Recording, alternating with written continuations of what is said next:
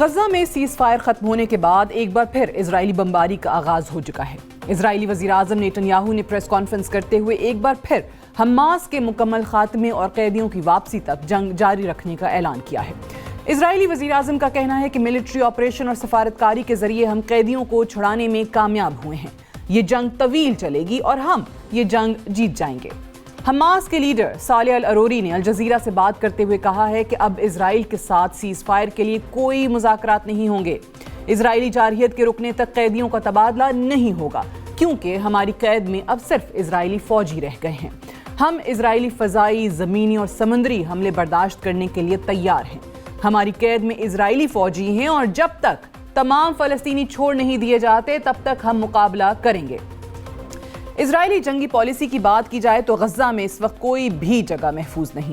ایک بار پھر اسرائیل نے غزہ کے علاقے خان یونس میں پیغامات گرانے شروع کر دیے ہیں، جس میں سب شہریوں کو دھمکی دی جا رہی ہے کہ خان یونس کو چھوڑ دیا جائے۔ اسرائیلی پیغامات کے بعد غزہ کے رہائشیوں میں بے چینی اور خوف پھیل چکا ہے۔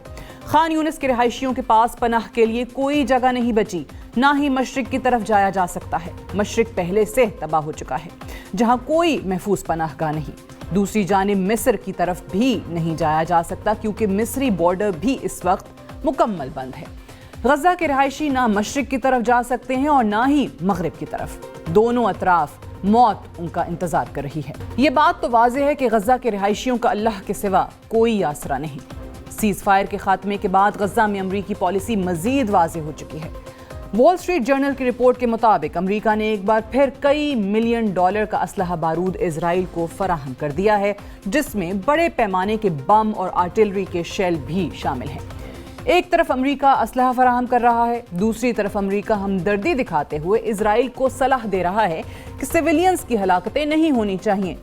امریکی اخبار کی رپورٹ نے مزید انکشاف کیا ہے کہ واشنگٹن نے صہیونی ریاست کو دیگر اسلحہ بارود کے علاوہ اس مرتبہ لارج بنکر بسٹر بامز بھی فراہم کیے ہیں، جس کا واحد مقصد خفیہ بنکرز کو اڑانا ہے تاکہ بنکرز حماس کے استعمال میں نہ آ سکیں۔ اسرائیلی افواج کی کارروائی کے ساتھ نہ صرف مغربی دنیا بلکہ اسرائیل کے اپنے شہروں میں بھی اسرائیلی وزیر اعظم نیتن یاہو کے خلاف مظاہروں کا آغاز ہو چکا ہے۔ گزشتہ روز اسرائیلی شہریوں نے نیتن یاہو کی ذاتی رہائش گاہ کے باہر مظاہرہ کرتے ہوئے نیتن یاہو سے استعفے کا مطالبہ کیا ہے۔ اسرائیلی شہریوں کا کہنا ہے کہ نیتن یاہو اور ان کی کابینہ اسرائیلی قیدیوں کے تبادلے کو بہتر انداز میں مکمل کرنے میں ناکام ہو چکی ہے۔ اگر مغربی دنیا کی بات کی جائے تو امریکہ، کینیڈا اور یورپ سمیت دنیا بھر کے ممالک میں امریکہ اور صہیونی ریاست کے خلاف مظاہروں کا سلسلہ جاری ہے۔ مسلم امہ اس وقت خاموش دکھائی دے رہی ہے۔ سیز فائر ختم ہونے کے بعد نہ ترکیہ سے کوئی جوشیلے خطابات آ رہے ہیں اور نہ ایران کی طرف سے کوئی دھمکی آمیز بیانات جاری کیے جا رہے ہیں، اور نہ ہی عرب ممالک کی طرف سے کوئی مثبت رد عمل دیکھنے میں آ رہا ہے۔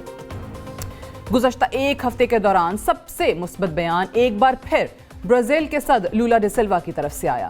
برازیلین صدر نے ایک ٹی وی انٹرویو کے دوران اسرائیل کو شدید تنقید کا نشانہ بناتے ہوئے کہا ہے کہ اس وقت غزہ میں قتل عام کا سلسلہ جاری ہے۔ ہم جو غزہ میں دیکھ رہے ہیں وہ کوئی روایتی جنگ نہیں، ہم جو دیکھ رہے ہیں وہ ایک جینوسائیڈ ہے۔ فلسطینی مسلمانوں کے لیے آخری سہارا صرف اللہ کا ہے۔ یا اللہ فلسطینی بہن بھائیوں پر رحم فرما۔